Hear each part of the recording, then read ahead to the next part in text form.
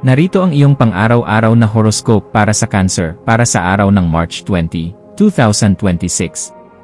Ang araw na ito ay nagdadala ng isang napakahalagang pagkakataon para sa bawat Cancer na mas mapalalim pa ang inyong pakikipag-ugnayan sa mga mahal sa buhay at sa mga taong laging nariyan upang magbigay ng suporta sa inyo. Maaaring maramdaman mo ang isang malakas na pangangailangan na ilabas ang iyong mga itinatagong damdamin at ipahayag ang iyong mga saloobin sa paraang mas malinaw at madaling maintindihan ng iba. Kaya naman ang paglalaan ng sapat na oras upang makausap ang isang matalik na kaibigan o isang kapamilya ay magiging lubhang kapaki-pakinabang sa iyong kalooban. Ang tapat na pakikinig at ang pagsisikap na maunawaan ang damdamin ng ibang tao ay magbubukas ng pinto para sa isang mas matibay na relasyon at siguradong magpapagaan ng anumang mabigat na damdamin na iyong dinadala. Napakahalaga na maging maingat ka sa pagpili ng iyong mga salita at subukan mong ipahayag ang iyong sarili ng may malalim na malasakit at pag-unawa. Dahil ang simpleng pag-aalaga sa iyong paraan ng pakikipag-usap ay maaaring magdala ng isang napakapositibong epekto sa iyong kapaligiran at sa iyong kabuuang emosyonal na kalagayan. Kapag naramdaman ng mga tao sa paligid mo na ikaw ay tapat at bukas, mas magiging madali ang pagdaloy ng pagmamahalan at pagkakasundo sa inyong tahanan o pinagtatrabahuhan. Sa aspeto ng iyong trabaho o hanapbuhay, maaaring may dumating na mga sitwasyon na maghahamon sa iyong kakayahang gumawa ng mahahalagang desisyon at sa iyong galing sa pag-aayos ng iyong oras. Ang pagiging maingat sa bawat maliit na detalye at ang pagkakaroon ng isang maayos na plano bago magsimula ay malaking tulong upang maisakatuparan mo ang lahat ng iyong mga gawain nang hindi nasasakripisyo ang kalidad ng iyong gawa.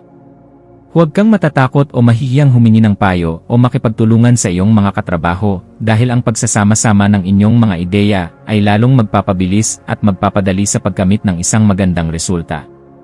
Ang paggamit ng tamang diskarte sa iyong mga tungkulin at ang pagpapakita ng kusa o pagkukusa sa trabaho ay magdudulot ng malaking respeto at pagkilala mula sa iyong mga nakatataas at kasamahan. Ang araw na ito ay napakainam din upang muling suriin ang iyong mga kasalukuyang proyekto at tuklasin ang mga bagong paraan kung paano mo pa mas mapapabuti ang iyong proseso upang maging mas magaan at mas mabilis ang daloy ng iyong trabaho araw-araw. Ang iyong kalusugan ay nangangailangan din ng sapat na pansin, lalo na sa pag-aalaga sa iyong pisikal na katawan at sa iyong kapayapaan ng isip. Napakabuting maglaan ka ng oras para sa mga simpleng ehersisyo gaya ng yoga o kaya ay isang maikling lakad sa labas ng bahay upang malanghap ang sariwang hangin at mapanatili ang iyong lakas at sigla. Ang pagkain ng mga wastong putahe at ang pagsisigurong nakakainom ka ng sapat na tubig sa buong maghapon ay makakatulong ng malaki upang maiwasan mo ang sobrang pagod at ang negatibong epekto ng stress. Ang paglalaan ng sandaling oras para sa pagpapahinga, pagmuni-muni, o kahit ang simpleng pagbabasa ng isang magandang libro ay magbibigay sa iyo ng linaw ng isip at tamang balanse sa iyong mga emosyon. Huwag mo ring kakalimutan ang kahalagahan ng pagkakaroon ng sapat na tulog sa gabi, dahil ang pahinga ang pinakapangunahing susi sa pagpapanatili ng isang masiglang katawan at isang matalas na isipan na handang humarap sa anumang pagsubok. Sa usapin ng iyong pera o pananalapi, maaaring may dumating na mga bagong pagkakataon na makakatulong upang mapabuti ang iyong katayuan, ngunit kailangan nito ng isang maingat na pagsusuri at isang matalinong plano. Ang pag-iwas sa mga biglaang paggastos sa mga bagay na hindi naman talaga kailangan at ang pagtutok sa iyong mga pangunahing prioridad ay magdudulot sa iyo ng isang mas matatag na pundasyong pinansyal. Ang pagiging mapanuri sa bawat hakbang na iyong gagawin at ang pagbibigay ng sapat na panahon upang pag-aralan ang bawat oportunidad na dumarating ay makakatulong sa iyo na makagawa ng mas matalinong desisyon pagdating sa pera. Ang tamang pamamahala sa iyong mga pinagkukunan ay hindi lamang magbibigay ng kapanatagan sa iyong isip sa kasalukuyan, kundi magbubukas din ito ng mas maraming pintuan para sa masaganang kinabukasan. Tandaan na ang bawat sentimong naipon mo ngayon ay malaking tulong para sa iyong mga pangarap sa hinaharap. Ang pag-ibig naman ay maaaring magdala ng matinding saya at isang kakaibang uri ng kagalakan sa iyong puso sa araw na ito. Para sa mga Cancer na mayroon ng kapareha, ang simpleng pagpapakita ng pasasalamat at ang pagiging mas maunawain sa kanilang mga pagkukulang ay lalong magpapalakas sa inyong relasyon at magdudulot ng isang mas malalim na koneksyon. Para naman sa mga single o kasalukuyang nag-iisa, may malaking posibilidad na makakilala ka ng isang bagong tao sa isang pagkakataong hindi mo inaasahan, kaya naman manatiling bukas ang iyong puso sa mga bagong karanasan at mga bagong pagkakaibigan. Ang pagpapakita ng tunay na kabutihan at ang pagkakaroon ng malasakit sa nararamdaman ng iba ay magdadala ng isang positibong epekto at isang masayang pakiramdam sa iyong puso na tatagal sa buong maghapon. Hayaan mong ang iyong pagiging maalaga ang maging gabay mo sa pagbuo ng mas matatag na ugnayan sa taong mahalaga sa iyo. Ang iyong personal na pag-unlad ay magiging mas malinaw sa pamamagitan ng pananahimik at pag-isip ng malalim tungkol sa iyong sarili at sa pagtuklas ng mga bagong kaalaman o kasanayan. Ang araw na ito ay napakainam upang ilaan mo ang iyong oras sa mga malikhaing gawain o mga hilig na nagbibigay sa iyo ng pakiramdam na ikaw ay produktibo at puno ng inspirasyon. Ang pagiging bukas sa mga bagong ideya at ang buong pusong pagyakap sa mga hamon ng buhay ay lalong magpapalakas ng iyong loob at magdudulot ng isang napakapositibong epekto sa iyong emosyonal at mental na kalagayan. Ang simpleng pag-alam sa kung sino ka talaga at kung ano ang iyong mga tunay na hangarin ay magbubukas ng pinto para sa isang mas malinaw na pananaw sa iyong buhay at magbibigay sa iyo ng isang mas matibay na pundasyon para sa iyong kinabukasan. Huwag kang matakot na subukan ang mga bagay na bago sa iyong paningin dahil dito mo matatagpuan ang iyong tunay na galing. Pagdating sa iyong buhay panlipunan o social life, ang pakikipag-ugnayan sa iyong mga kaibigan at mga mahal sa buhay ay magiging lubhang kapaki-pakinabang sa iyong disposisyon.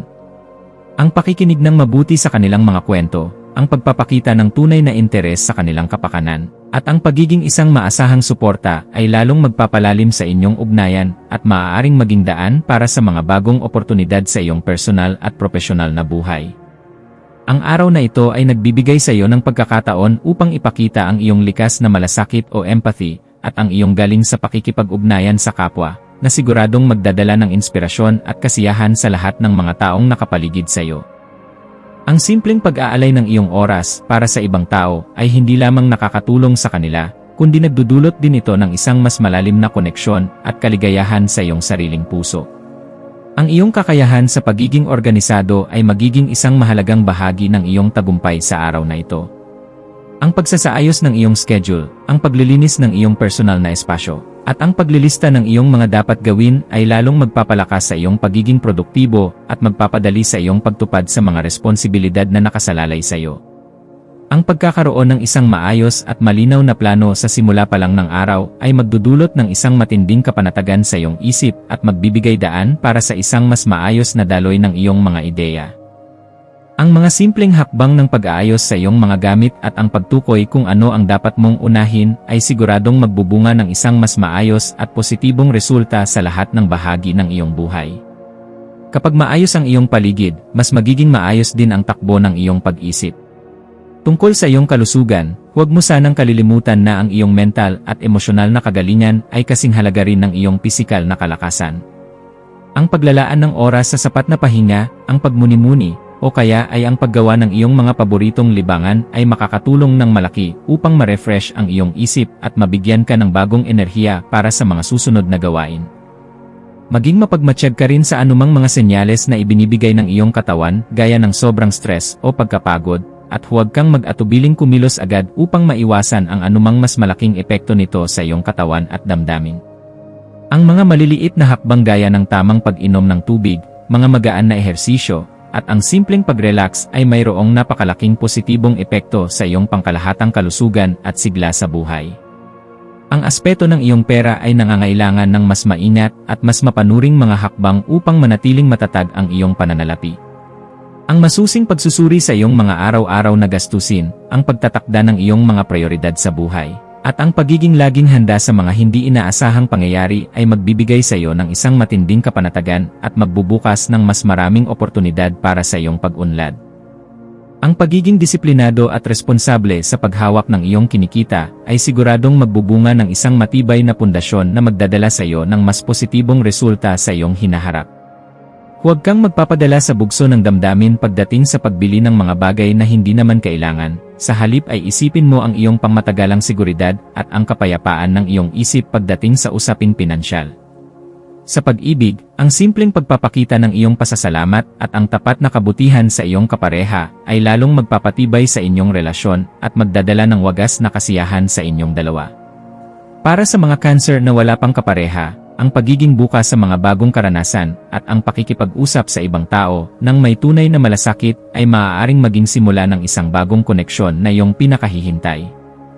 Ang pagpapakita ng iyong pagmamahal sa mga simpleng paraan gaya ng pag-aalaga o pakikinig ay kasing halaga rin ng pagbibitaw ng mga malalaking salita. At ang araw na ito ay nagbibigay sa iyo ng isang espesyal na pagkakataon upang mas mapalalim ang iyong ugnayan at mas maunawaan ang tunay na nilalaman ng puso ng ibang tao.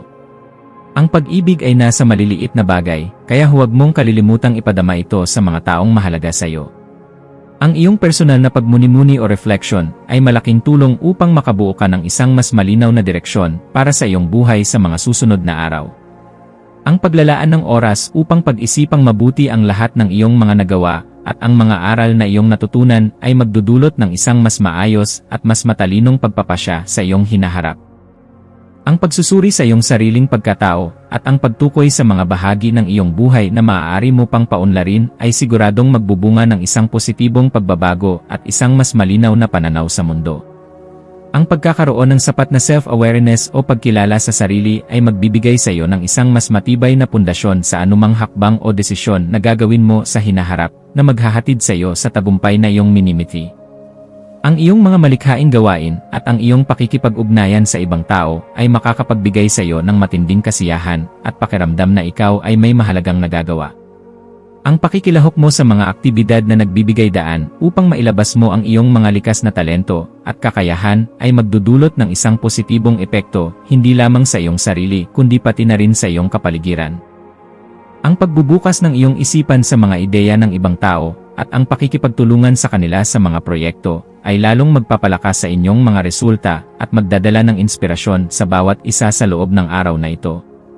Ang paghahanap ng tamang balanse sa pagitan ng iyong trabaho, ng iyong mga personal na interes, at ng iyong mga relasyon ay siguradong magdudulot sa iyo ng isang mas maayos at masayang pakiramdam sa iyong buong maghapon. Ang kabuuan ng iyong araw ay magiging lubhang matagumpay para sa bawat Cancer kung pipiliin mong maglaan ng sapat na oras para sa iyong sarili, sa iyong mga relasyon, at sa iyong mga tungkulin sa trabaho ng may tamang balanse. Ang pagiging maingat, mapanuri, at ang pananatiling bukas sa mga bagong ideya ay siguradong magbubunga ng tagumpay at tunay na kasiyahan sa bawat bahagi ng iyong buhay. Ang tamang kombinasyon ng maayos na komunikasyon, disiplina sa organisasyon, at ang tapat na pagpapahalaga sa iyong kapwa ay lalong magpapalakas sa iyong tiwala sa iyong sarili at magdudulot ng isang matinding kapanatagan sa iyong isipan. Ang araw na ito ay isang napakagandang pagkakataon upang simulan mo ang isang bagong hakbang o proyekto na tiyak na magdadala ng mga positibong resulta sa iyong hinaharap na iyong ipagpapasalamat. Ang iyong mga maswerteng numero para sa araw na ito ay binubuo ng 3, 5, at 8 na magsisilbing mga numero na nagdadala ng inspirasyon at positibong enerhiya sa bawat gagawin mo. Ang iyong maswerteng kulay naman ay ang asul na magbibigay sa iyo ng isang kalmado at payapang pananaw sa mundo, habang tinutulungan kang mag-focus sa iyong intuition at sa iyong emosyonal na balanse sa lahat ng oras. Samantala, ang iyong maswerteng gawain ay ang paglalaan ng oras sa pakikipag-usap ng masinsinan sa iyong mga mahal sa buhay, ang tapat na pagsusulat sa iyong journal tungkol sa iyong mga nararamdaman at mga ideya, at ang simpleng pagtuklas ng isang bagong hobby o malikhaing gawain na matagal mo nang gustong subukan upang mapalawak ang iyong mga karanasan at pananaw sa buhay.